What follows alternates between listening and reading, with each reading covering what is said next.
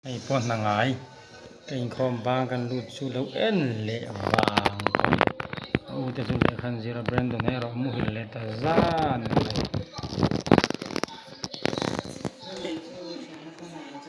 Brandon azuk china koma tual sahde jo na muhil kurre. Oke hina zira mo Brandon jo. Amule to ke na itu chin. In khel tur pon kan Elo dewa kan select don dewa under 18 nuya kan mase ke hina de china han talo de mule bul to me bom pui ke na mo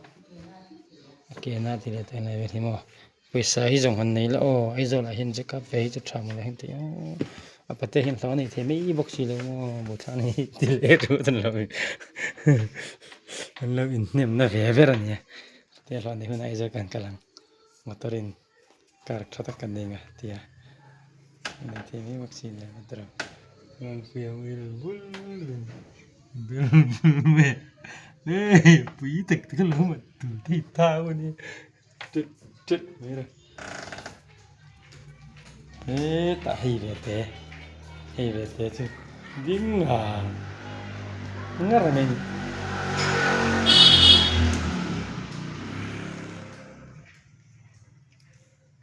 Pussycat at later ve alta ni dan ni lian ta ni tim lo mi bite tim lo mi kazir me zan in report win ta dengan don active MMA no hero le Hoi. fel ta ni bite ning khong ni ta ni ngai cha bite me chami me chi a bang bo ve me chi thiam lo rit ka boi thak ani mo ni bulak la tuition ni mon zil don no tab vele de uthata adu zonga topa danga tirat don ni bai bai mini kur Chere tak la pingse huere ulik lek busi mai atemi lang kimte himo asage rang ringta de wana chere ti sang report ni